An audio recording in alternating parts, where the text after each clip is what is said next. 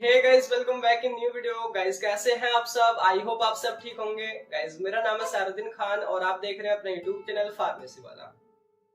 कोई भी सपना साकार करने के लिए सबसे जरूरी है सही कोच का होना। चुनिए फार्मेसी वाला को और करे अपने B Pharm and D Pharm का सपना साकार। Download the app now. तो आज की जो वीडियो है, इस वीडियो में हम देखने वाले हैं वही जो हमारी pharmacology B farm 4th semester में चल रही थी। तो यहाँ पे देखिए हमारी जो यूनिट फर्स्ट है वो पूरी कंप्लीट हो चुकी है और आज हम स्टार्ट कर रहे हैं यूनिट सेकंड को, जो कि जनरल फार्माकोलॉजी, यानी कि वही जो यूनिट फर्स्ट है उसका ही पार्ट आगे को एक्सटेंड कर देगा है। तो हमने लास्ट टाइम जो यूनिट फर्स्ट में देखा था वो देखा था फार्माकोकाइनेटिक, पूरा हमने कंप्लीट देख लिया है। अब देखने वाले हम फार्माकोडायनेमिक, यानी कि जो सेकंड पार्ट होता है फार्माकोलॉजी का। अगर आपको याद हो तो मैंने स्टार्टिंग की जो वीडियो है उसमें बताया था कि फार्माकोलॉजी की दो ब्रांच होती हैं, फार्माकोकाइनेटिक एंड फार्माकोडायनेमिक। तो फार्माकोकाइनेटिक आप समझ चुके हैं एंड अब देखने वाले हैं फार्माकोडायनेमिक। तो उसके principle and mechanism of drug action ये हम सारा कुछ देखने वाले हैं। तो ये एक बेसिक लेक्चर यहाँ पे ये होने वाला है। तो पिछली वीडियोस को भी आप देख लेना, उनका जो लिंक है आपको डिस्क्रिप्शन में मिल जाएगा, नोट्स भी वहीं से आप डाउनलोड कर सकते हैं। तो बात करते हैं, देखिए फार्माकोडायनेमिक होती क्या है। तो ये आपने स्टार्टिंग में भी समझा होगा, अगर नहीं भी याद है तो सिंपली आप वर्ड को ब्रेक करो कि फार्माको प्लस डायनेमिक। फार्माको का मतलब होता है ड्रग, यानी कि देखिए हमारे जो फार्मेसी जो फील्ड है वहाँ पे स्टार्टिंग में फार्मा वर्ड जुड़ा है, मतलब फार्मा वर्ड जहाँ भी जुड़ जाता है उसका मतलब होता है ड्रग, ठीक है। एंड डायनेमिक्स का मतलब होता है पावर या बोले तो इफेक्ट, यानी कि हमारी बॉडी में ड्रग का क्या इफेक्ट है या वो अपना इफेक्ट कैसे शो करती है, इसी की जो स्टडी होती है वो हमारी फार्माकोडायनेमिक कही जाती है। दूसरा जो हमने पहले पढ़ा था फार्माकोकाइनेटिक, तो फार्माको वहाँ पे उसका मतलब भी ड्रग था एंड काइनेटिक का मतलब होता था मूवमेंट, यानी कि हमारी बॉडी में ड्रग का मूवमेंट कैसे होता है या बोले तो हमारी बॉडी ड्रग के साथ क्या करती है, तो वो फार्माकोकाइनेटिक कहा जाता था। लेकिन यहाँ पे है फार्माको प्लस डायनेमिक, यानी कि हमारी बॉडी में ड्रग का क्या इफेक्ट है या बोले तो कैसे वो अपना असर करती है, वही जो स्टडी वो फार्माकोडायनेमिक कही जाएगी। तो सिंपली लिखा है कि pharmacodynamic is the study of drug effect in body and mechanism of action of drug in body.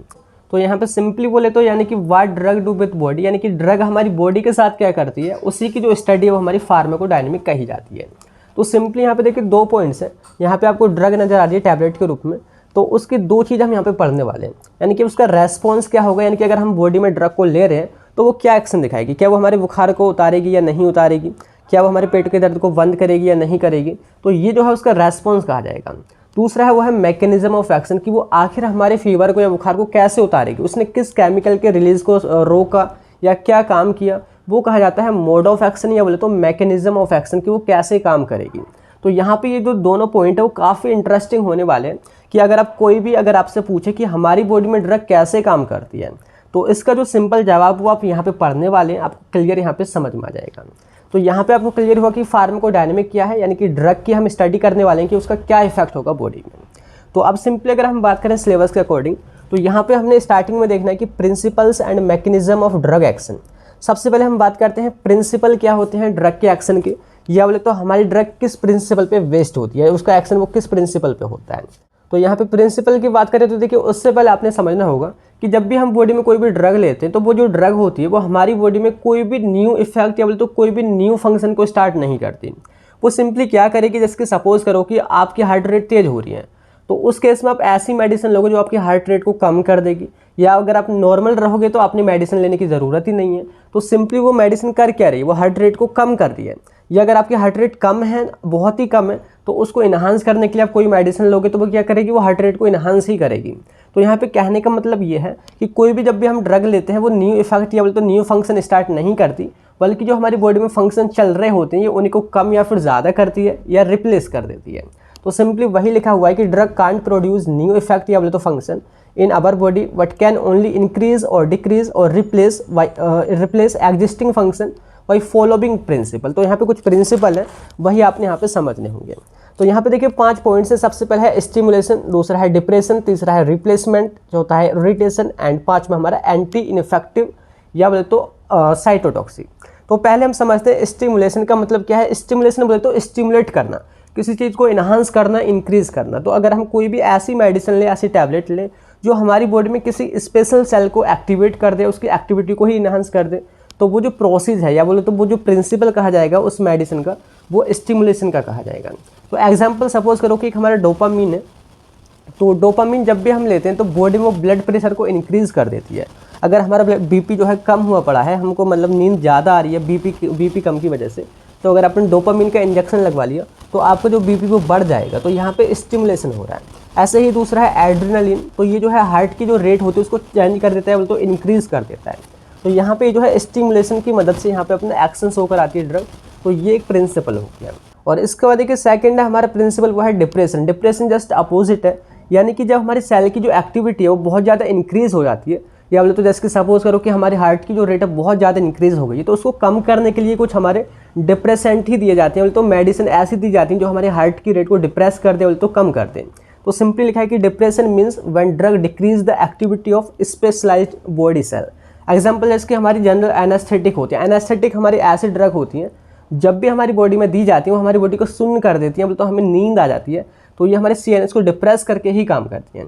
दूसरा जिसकी क्यूनिडीन जो होती है वो हार्ट की रेट को कम कर देती है, तो यहाँ पे जो है वो डिप्रेशन हो रहा है। तो ये जो है अलग अलग प्रिंसिपल आपने इस तरीके से ही लिखने होंगे अगर क्वेश्चन आ जाता है। नेक्स्ट यहाँ पे पॉइंट देखिए वो है रिप्लेसमेंट। रिप्लेसमेंट का मतलब है कि उसकी जगह किसी चीज़ दूसरी कोई हमारी चीज़ होगी उसका हम यूज़ करेंगे।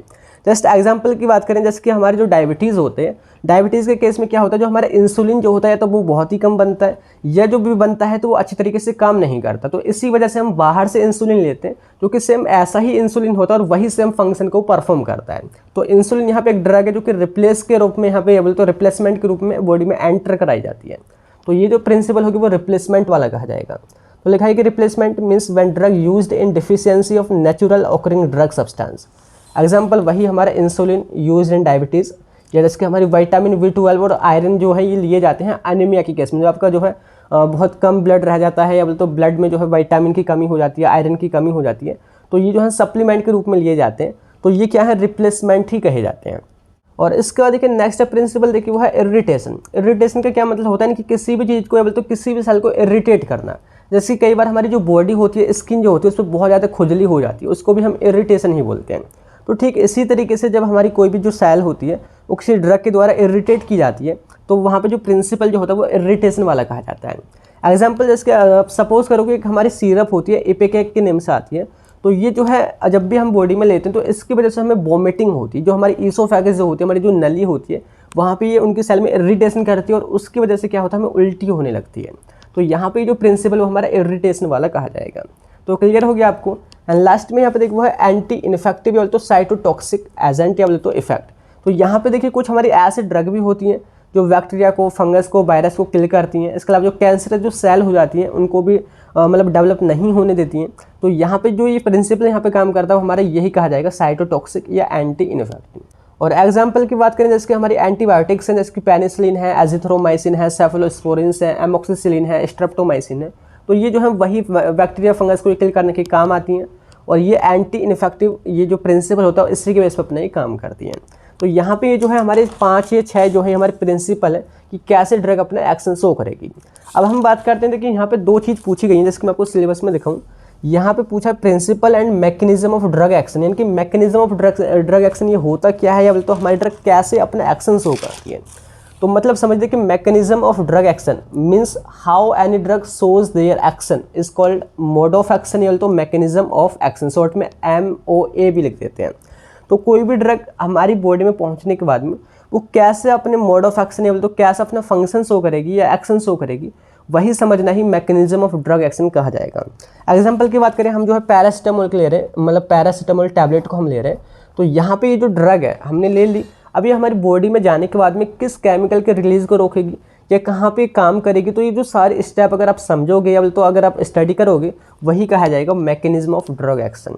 ठीक है, तो यहाँ पे कई मैकेनिज्म है जिससे ड्रग अपना एक्शन शो करती है। तो 5 यहाँ पे लिखे हुए हैं, बारी बारी से यही समझते हैं और आपका जो टॉपिक है ये यहाँ पे कंप्लीट हो जाएगा। तो यहाँ पे सबसे पहले पॉइंट है देखिए वो है action through physical and chemical properties. जो हमारी ड्रग होती है उसकी फिजिकल एंड कुछ केमिकल प्रॉपर्टीज होती हैं जिसकी वजह से वो एक्शन दिखाएगी। जस्ट मैं आपको एग्जांपल से बताऊंगा, आपको क्लियर हो जाएगा। सेकंड है वो है एक्शन थ्रू एंजाइम की। कुछ जो ड्रग होती हैं वो एंजाइम्स पर इफेक्ट डालती हैं, या तो एंजाइम की एक्टिविटी को इंक्रीज कर देंगे या डिक्रीज कर देंगे। आपको पता ही हो कि हमारी बॉडी में बहुत ज़्यादा जो रिएक्शंस होती हैं वो एंजाइम की मदद से ही होती हैं। तो जब एंजाइम की एक्टिविटी चेंज होगी तो हमारे ऑर्गन्स या जो हमारी बॉडी का फंक्शन वो भी कहीं ना कहीं चेंज होगा। तो कुछ ड्रग एंजाइम की मदद से काम करती है, कुछ जो है वो डायरेक्टली जो आयन चैनल्स होते हैं, जैसे सेल मेम्ब्रेन में आयन चैनल आपने पढ़े होंगे, sodium ion channel, potassium, calcium, chloride, तो ये उनकी जो ओपनिंग या तो क्लोजिंग है उसको चेंज करके भी ड्रग अपने एक्शन शो करेगी। नेक्स्ट वो है ड्रग एक्शन थ्रू रिसेप्टर, वो डायरेक्टली अपने रिसेप्टर से, पार्टिकुलर रिसेप्टर से बाइंड होंगी और एक्शन को शो करेंगी। लास्ट में है एक्शन थ्रू ट्रांसपोर्टर, कुछ ट्रांसपोर्टर सेल मेम्ब्रेन पे लगे होते हैं जिसकी मदद से कुछ केमिकल या बोलते सबस्ट्रेट जो है वो सेल के अंदर या बाहर वो जा पाते हैं, तो उनके आने जाने को भी चेंज करके हमारे ड्रग कुछ एक्शन शो करेंगी। तो हम बारी बारी से समझते हैं। पहला देखिए वो है action through physical and chemical properties. तो कुछ drug physical and chemical properties की मदद से भी एक्शन शो करती हैं। तो यहाँ पे आप एग्जांपल से समझो कि देखिए पहला एग्जांपल है कि adsorbent action by charcoal and kaolin. ये देखिए यहाँ पे चारकोल एंड क्योलिन हमारी ड्रग है, तो इनकी एक फिजिकल प्रॉपर्टी होती है, ये जो है एडजॉर्बेंट होते हैं, मतलब ये किसी चीज़ को एडजॉर्ब करेंगे या तो सोख लेंगे।